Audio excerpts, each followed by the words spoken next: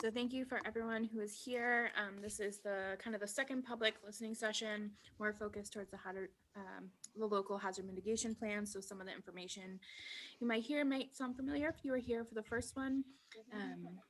I am Melissa Danza, and I will let Neil Specie take over.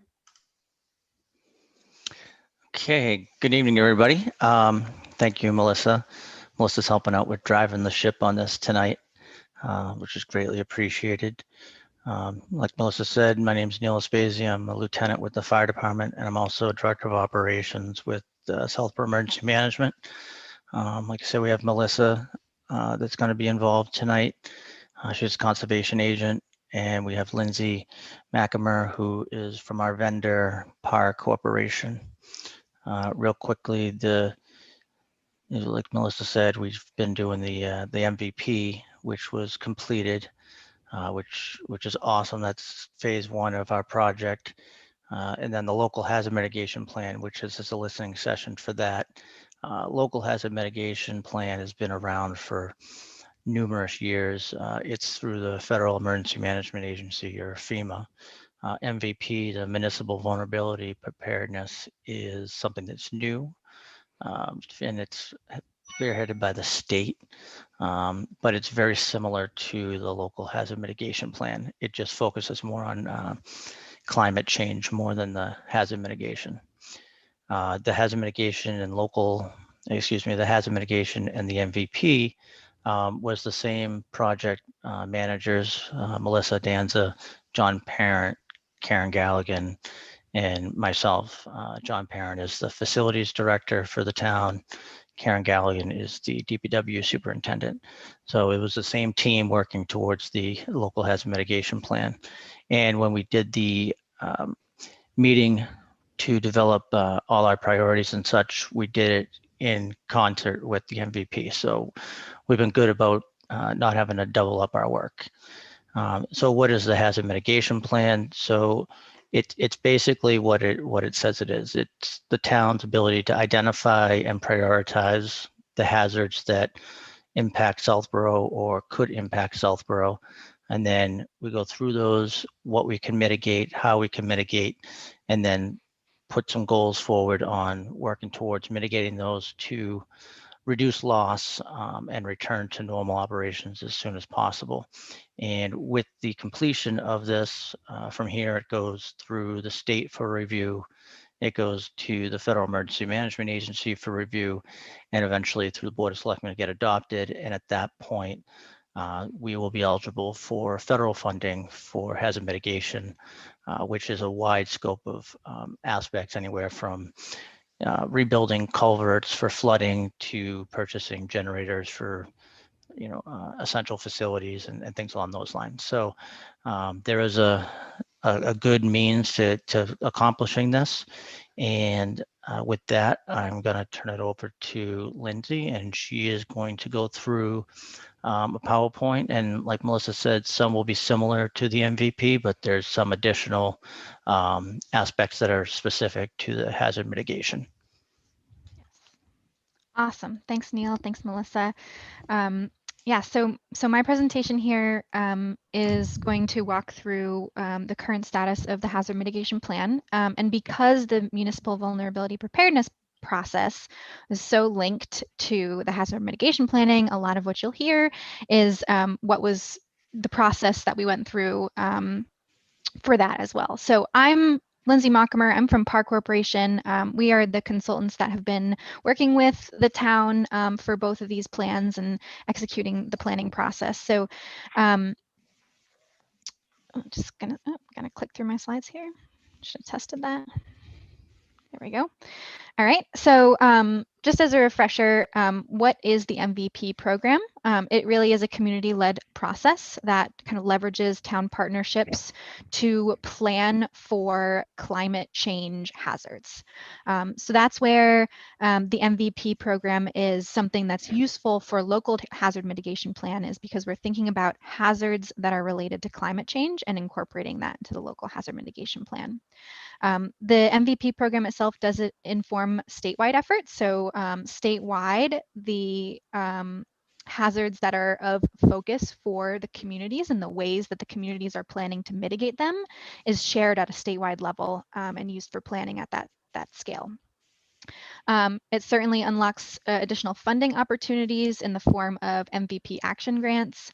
And at this point, the town of Southborough has achieved designation as an MVP community because this first part of the MVP process has been completed. A lot of what we did leverages existing planning efforts that were already ongoing in town. And of course, as we're here to talk about today, it integrates with the hazard mitigation plan. The hazard mitigation plan, the components of the plan are specified through FEMA. So here's just a little snippet of the outline of the components that are required for the hazard mitigation plan. And you can kind of clearly see that the process for the flow of the hazard mitigation plan follows very closely the process of the municipal vulnerability preparedness planning. So the plan must discuss how the planning process progressed, so including many stakeholder voices, the assembling of the core team, and all of the steps and procedures that were taken to put the plan together. It's identifying hazards and assessment of risks. So through the MVP process, we had the workshop that we'll go through a little bit that talked about climate change hazards and identifying those. We also went through state resources to identify hazards that are pose a risk to the town of Southborough that may not necessarily be climate change related as well. So that's something that's kind of added into this part of the planning process. And then it's a discussion of mitigation strategies. What is the town already doing? And what is the town going to do in the future? And then plan review and adaptation, plan review and adoption. So that is making sure that the plan is publicly reviewed as the listening session that we're having now, and then approved through the state. And so the outcomes that come out of both of these processes are kind of summarized here. So you already have the summary of findings, which is essentially a resilience plan that has been issued for the town of Southborough and approved by the state. We have a draft version of the updated hazard mitigation plan incorporating the resilience and climate change adaptation. We've got 2 listening sessions. So the first was held back in June, second happening now, and a prioritized implementation plan coming up with high, medium, and low priority actions with a time frame, short-term, long-term, or ongoing assigned to those actions. Again, unlocking action grants, not only through the MVP program, but also through FEMA. Completing and having a current and updated hazard mitigation plan unlocks opportunities for funding through FEMA as well. And in terms of maintenance of the plan, the MVP will have an update issued every year by the town, and the hazard mitigation plan requires an update every 5 years. So this leads to the community accountability component. So just a visual representation here of the process that we've been through so far. Back at the beginning of 2020, the core team that Neil listed for you was assembled and began with the MVP workshop, which occurred in March, very start of March. Then we prepared the summary of findings and held the first virtual listening session in June of 2020. And since that time, we have been going through and updating the hazard mitigation plan. So the hazard mitigation plan, as Neil mentioned, has been around for a number of years. It was originally prepared for the community of Southborough by the Metropolitan Area Planning Council in 2008 and was updated in 2016, where it was most recently adopted. So it is currently eligible or up. It's the time to be updating it for that 5-year cycle, which is what we've been doing since June. And we're having the second virtual listening session for that process today. So I'm going to walk you through a little bit here. I'm going to bounce back and forth between the MVP workshop and its outcomes and the additional supplemental documentation that we did for the hazard mitigation plan. So it's going to kind of bounce back and forth, but it's because they're so parallel in the components, and it ultimately all does get integrated into the local hazard mitigation plan. So all of what we're talking about here in the process is described in that local hazard mitigation plan in addition to the summary of findings. So the workshop that was held in March took place as kind of flowed through this list here. So the first couple components here happened before the workshop. The core team was assembled and we prepared some background materials. So we assembled GIS data for the town of Southborough and prepared maps for participants to review to help us kind of understand the geography of the town and where infrastructure was distributed throughout the town. We prepared a characterization survey and had residents and stakeholders fill out a questionnaire about critical issues in the town of Southborough. And we started the actual workshop itself by characterizing hazards. So that's what we're going to talk about next. I'm going to talk about what the hazards discussion was like, but that was kind of the first part of our in-person workshop. And then it was an 8-hour-long day. We broke up into small groups and went through the process of identifying community vulnerabilities and strengths, identifying community actions, and prioritizing those actions into high, medium, and low priority. And at the conclusion of that workshop, we were able to hear from each of the breakout groups and get back together in the full group and identify the top 3 actions of the community. From that, we prepared the draft reports and did the public engagement period, and we now have a final summary of findings. But that process was instrumental in identifying what are the key hazards related to climate change in the town of Southborough. So I am going to walk through a little bit of the climate change hazard discussion with you now. And this, again, was also part of the last listening session, so I'll be a little bit more brief this time. So this, when we're talking about hazards related to climate change, this graphic here kind of generally speaking covers the categories of natural hazards that you have. So extreme weather, sea level rise, precipitation, high-low temperatures, all which have an impact on infrastructure, society, and the environment. Not all of these are critically relevant or of a high priority to the town of Southborough. So the first process was discussing and picking which are the top hazards in Southborough. And through discussion and review of the data, it was decided that these 4 are the top hazards in Southborough related to climate change. Heavy precipitation, which exacerbate the stormwater infrastructure within the town, leading to potential for flooding, as well as water quality issues if the infrastructure is not sized appropriately and designed appropriately. So heavy precipitation has the potential to have some significant impacts as it continues to get more severe and frequencies increase. Extreme weather events, so this includes things like blizzards, tornadoes, hurricanes. This type of weather event has severe impacts with high financial and human impacts and require acute response to those events. So those present a significant risk. High and low temperatures. This is related to increased exposure for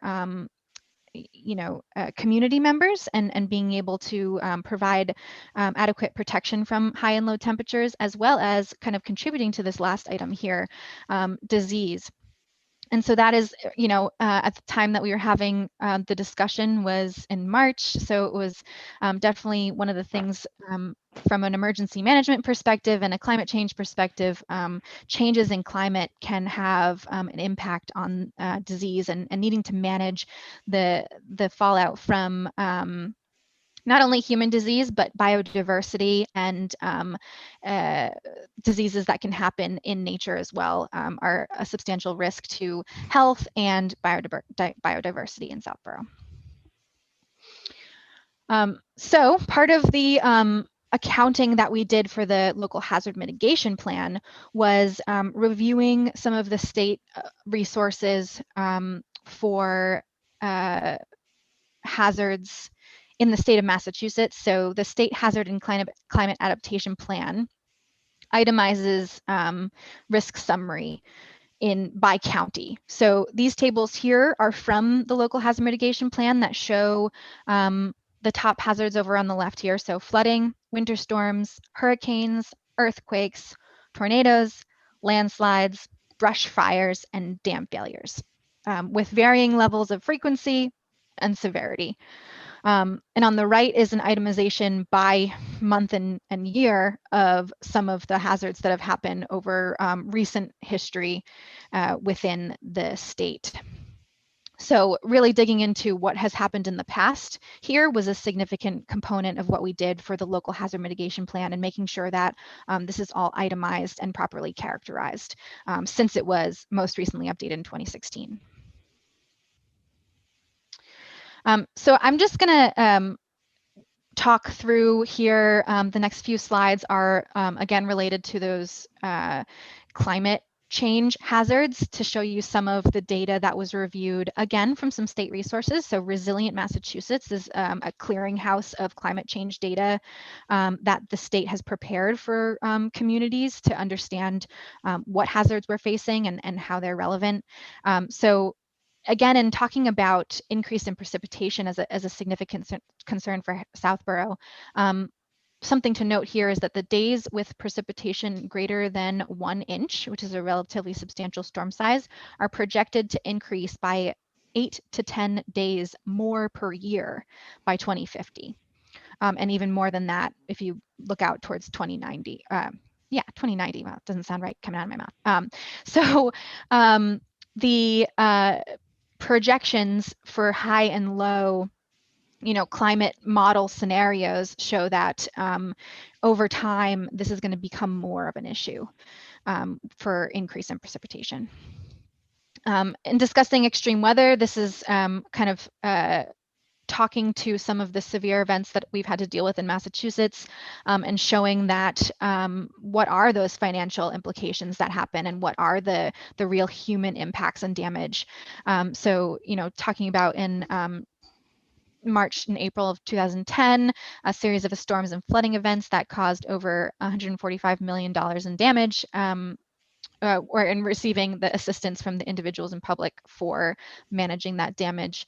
Power outages associated with Tropical Storm Irene are at more than 500,000. Again, Winter Storm Nemo, nearly 400,000 customers lost power and over $43 million received in public assistance. So the impacts of these extreme weather events, which are increasing in frequency, are not small. Rising temperatures, so again, that high and low temperature.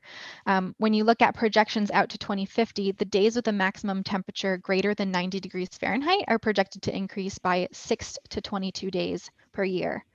You have a similar pattern with days below 32 degrees are going to be projected to decrease by a number of days by 2050 as well.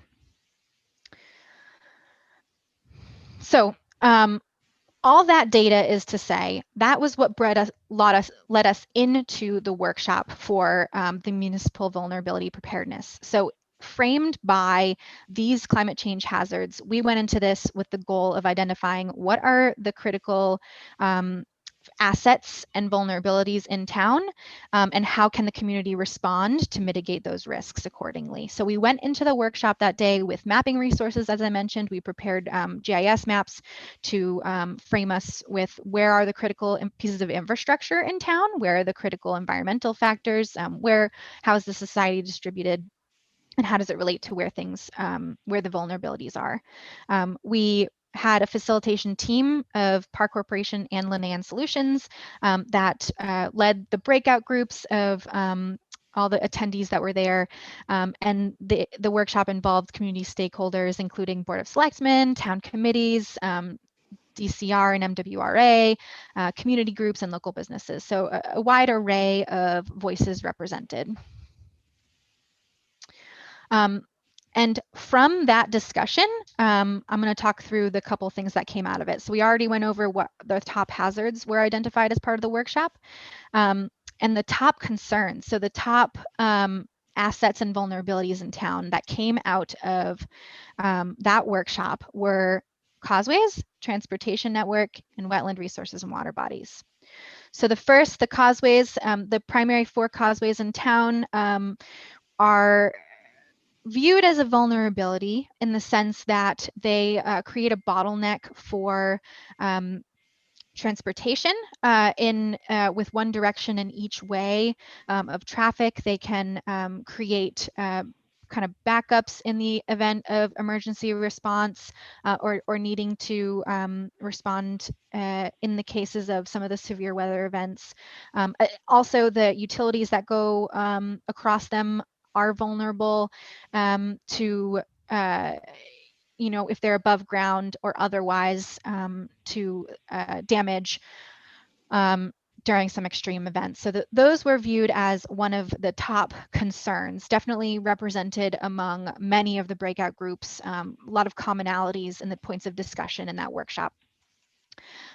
We also talked about the transportation network. So on a related note to the causeways, it is more about the remainder of the transportation network through town. So there tend to be a lot of sort of dead end and back road components to the transportation network, which limit speed of response in emergency situations.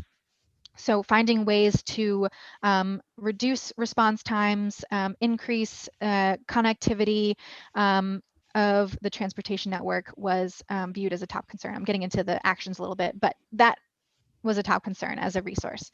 And lastly, wetland resources and water bodies, specifically related to water quality and flooding and the groundwater table. So the wetland resources were viewed as very critical in terms of needing stormwater management to be adequate to avoid polluting and discharging pollutants to those wetland resources and water bodies, of course, particularly the reservoir. So those 3 components were viewed as the top assets and vulnerabilities within the town of Southborough as a result of the workshop. We also talked, so this is me flipping back and forth a little bit. So this was a discussion. This is a table, actually it's not a table, it's just a summary of what's written in the local hazard mitigation plan. So we talked about existing mitigation measures that are already in place in the town of Southborough to address some of the top hazards. So not necessarily, again, specifically climate change hazards, but hazards of all types. That first bullet is supposed to say flood and not food. So related to flood-related hazards, there are a number of existing mitigation measures already in place, including the Comprehensive Emergency Management Plan, which is in place in town, which covers a number of emergency management procedures in more detail. There's the state building code, which requires certain elevations and design standards related to floodplains.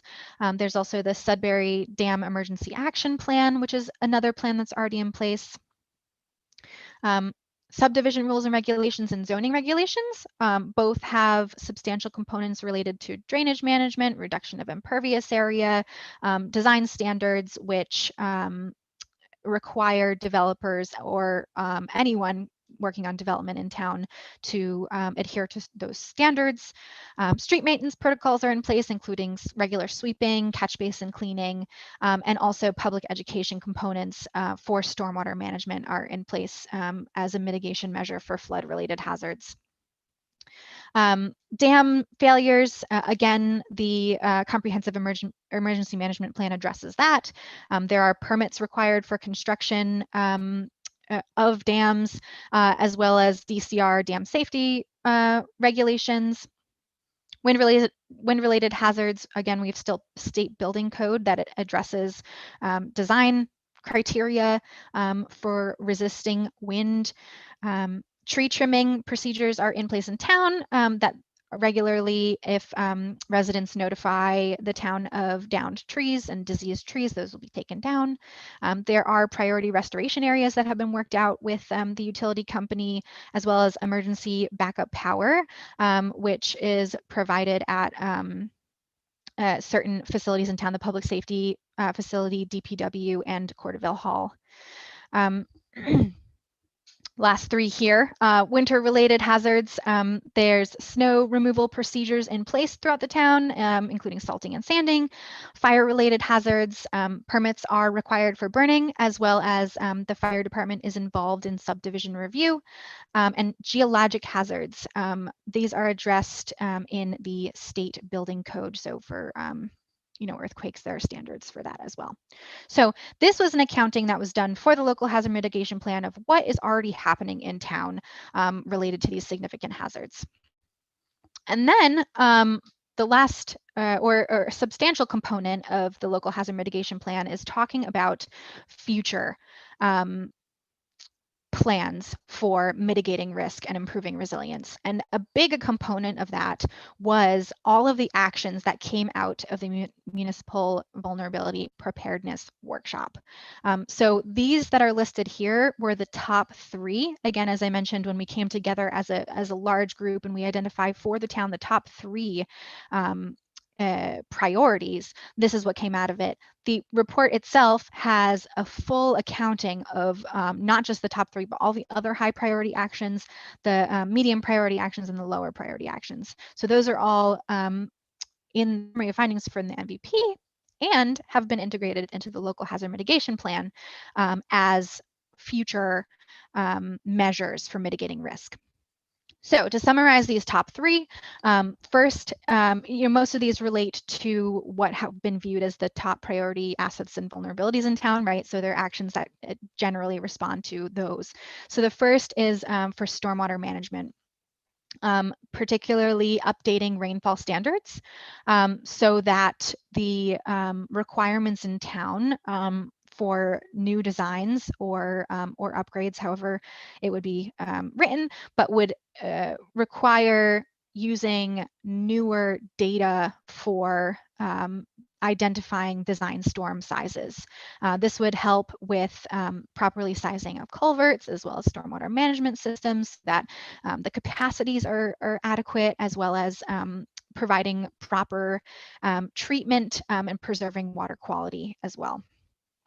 Flood mitigation and stormwater BMPs, so looking at executing projects within town that work towards the flood mitigation and installing new stormwater BMPs, as well as their maintenance and long-term upkeep. Second category of actions here is related to emergency services. So specifically causeway improvements. So finding ways to either increase the capacity of the causeways or protect the utility services that cross the causeways. Also looking at sheltering capacity and identifying ways of increasing shelter capacity and upgrading the facilities, heating, cooling capacity, as well as just capacity in general. And providing a better or more continuity of services for those. Lastly, the category of the top priority is ecological health. So this came up across, again, a number of groups in our discussions to look at wetland protections and invasive species management, creating an overall plan for invasive species management, as well as increasing land conservation efforts throughout town to maintain biodiversity, maintain wildlife corridors, and maintain ultimately the biodiversity that contributes to water quality, air quality, and the many other benefits that the ecology brings to human health as well. So again, in addition to these top three priority actions, all of the other actions that were discussed are written into the local hazard mitigation plan as well. Lastly, in discussing the hazard mitigation plan adoption and implementation, the implementation will be carried forward by the MVP core team. Again, the maintenance schedule is that it does get updated every 5 years. It is integrated with some of the ongoing planning efforts. So part of what we did was overlay some of the future development areas and consider whether they were in any flooding areas or areas where dam failure might be an issue, and kind of consider how does development planning overlay with the hazards being considered here.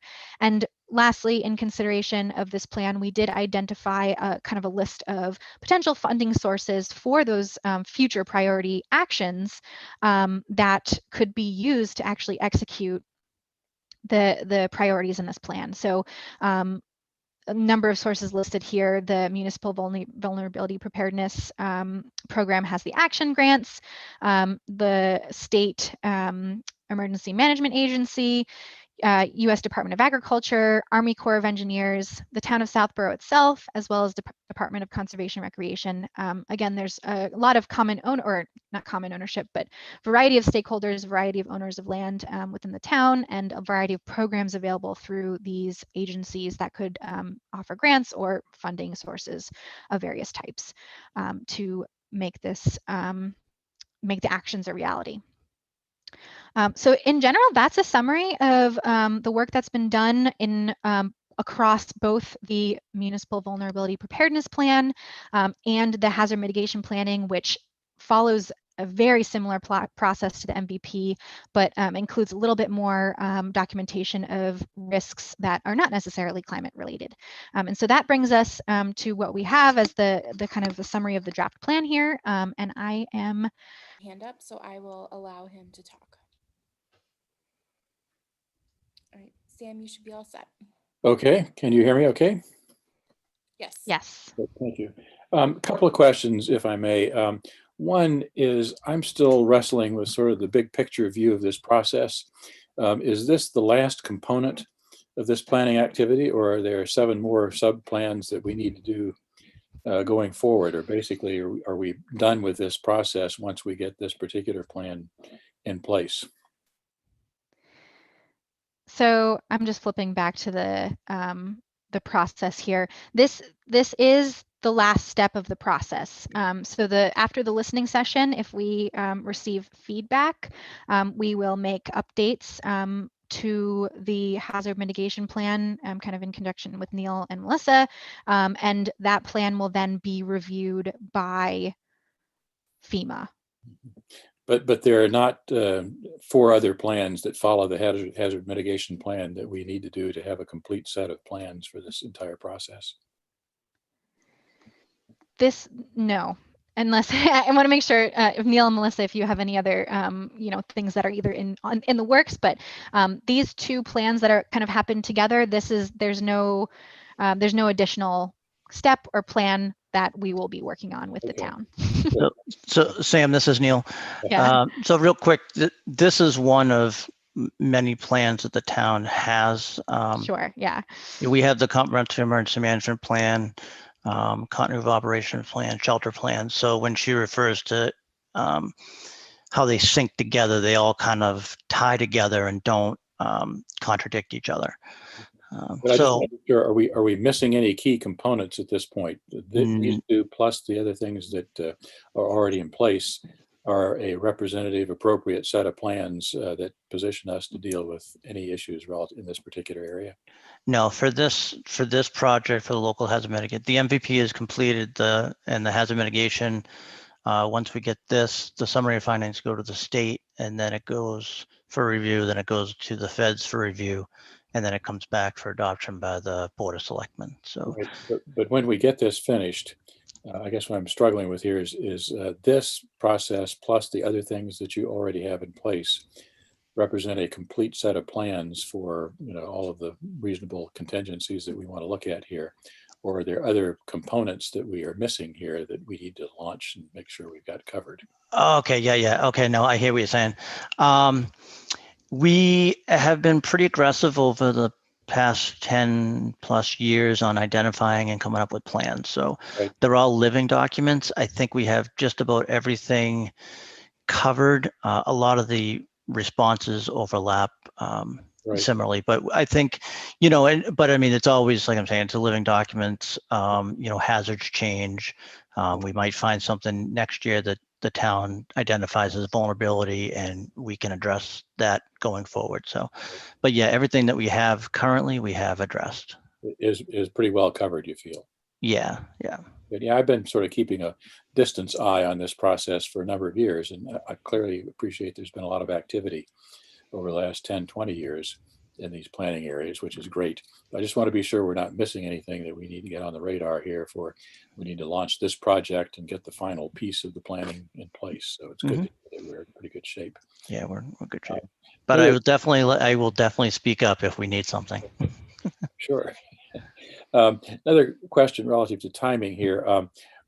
If everything goes according to a reasonable pace, when will we be done in terms of the final federal approval for this particular plan? Is this a 30-day issue or a 6-month process, or what's the reasonable expectation for timing on completion? So, Lindsay, I don't know if you have any details on that. I don't have the specifics on that. I wasn't sure if back in 5 years ago, if you had a recollection of the process. I'm not entirely sure the exact date turnaround from the state and then the feds. I didn't know if you had anything specific. I have talked to the state hazard mitigation unit supervisor, and understandably there's delays with COVID and staffing. It's the turnaround is usually pretty slow, a couple of months by the time the state looks at it, if they want any changes and such questions, and then goes to the feds and they do the same thing. So it takes a bit of time. Now with the COVID, it's slowed down a little bit. So under 6 months, definitely. 2 months, probably realistic. Okay. All right, good. Just again, an unrelated question to the process, I guess. I've been following some of the discussions of the Capital Planning Committee, and they're talking about generator replacement for backup generators. Is this something that we may be eligible to get funding for out of the MVP approval, or do we need to wait for the HMP approval process to apply for funding for something like that? So I've been involved in some of the discussions, or been following it as well, with the there's the hazard mitigation grant program, and there's the new brick building resiliency, I can't remember, infrastructure or something. The brick is currently out. It's due by the 27th of January. We need to have a final plan in place, so we will probably not make that deadline. But the brick is recurring and will be eligible after that. As for generators on the brick, I talked to the unit supervisor about that also.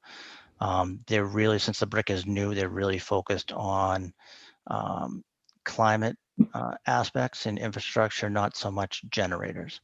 Now, with that, the hazard mitigation grant program, which is not a recurring grant, it's based off of a percentage of funding after a disaster declaration. So if the state has issued $100,000, from a disaster declaration, it's like 5% of that, it goes out to mitigation grants.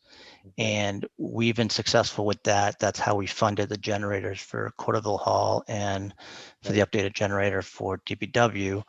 And again, this we have to have an approved plan in place, which by the time another hazard mitigation plan comes up, grant comes up, we will be eligible. And I believe that the idea is to try to get something for town hall to protect the infrastructure of the building. So it is on the radar, and I've been working with John Parent on trying to get stuff, and that's why we're trying to get this project completed. And unfortunately, with COVID, it delayed. We may have had it completed a little bit earlier, but things are what they are. So, but I have been working with John on different types of options and Okay. grants that when they're available. So, Good. but yeah, unfortunately, this will make us eligible. But Does COVID qualify as a disaster? very good question. So the federal government has issued a nationwide emergency declaration, which allows you, which allows you to spend certain funding for emergency protective measures. And usually that happens like if a storm is coming or a storm hits, like the state's like, we need to spend money now for response. They give you an emergency declaration.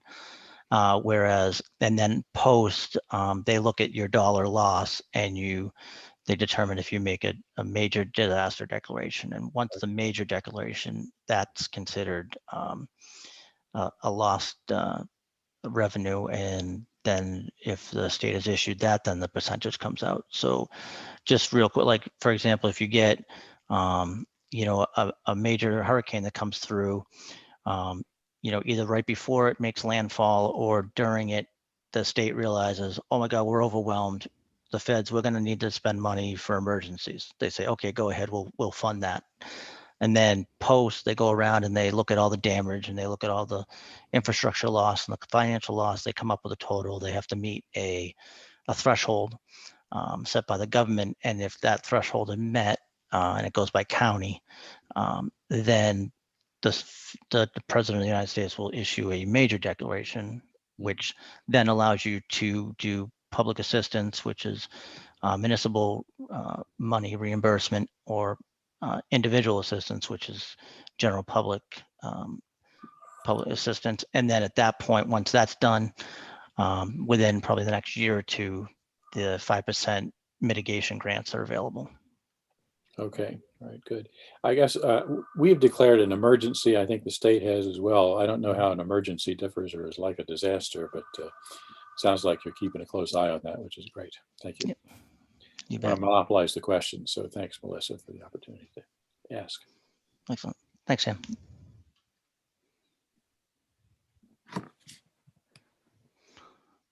Okay, Melissa, Yeah, you I got don't anything see else? any other hands up. If anyone has a question, please use the raise hand feature and we will get to you.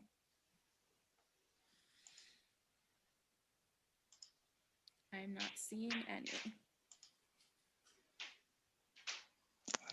No questions. Okay. I mean, it's very similar to the MVP, and Lindsay did a great job at explaining things. So I think that helped out on this aspect. So I guess at this point, Melissa, are we good to wrap up? Is that your opinion? I think so, unless Lindsay, you have, something else to add or something else we should cover before we cut out. I don't think so. I think we've fully covered it. Okay. Well, I'd like to, this is Neil again. Thank everybody for attending. And anybody, thank you for watching this if you watch us offline. And if you have any questions, please reach out to myself for the local hazard mitigation plan and to Melissa at Conservation for the municipal vulnerability project, where the kind of the overseers of those two different plans with the help of many other people. And like I said, the MVP has been approved and in place. So congratulations, Melissa. And the hazard mitigation will now, Lindsay, you'll take it from here to the next steps. And hopefully the turnaround on that won't be too long. And we will keep the town updated as to the status and when it is, when it's approved and adopted by the Board of Selectmen, we will send out some information on that. So with that, Lindsay, you good? You get everything? Yep. Okay, Melissa, you good? I am all set. Thank you. All right. I think that's good. All right. Have a good night, everybody. Thank you. Thanks. Take care. Okay, bye. Thank you. Okay.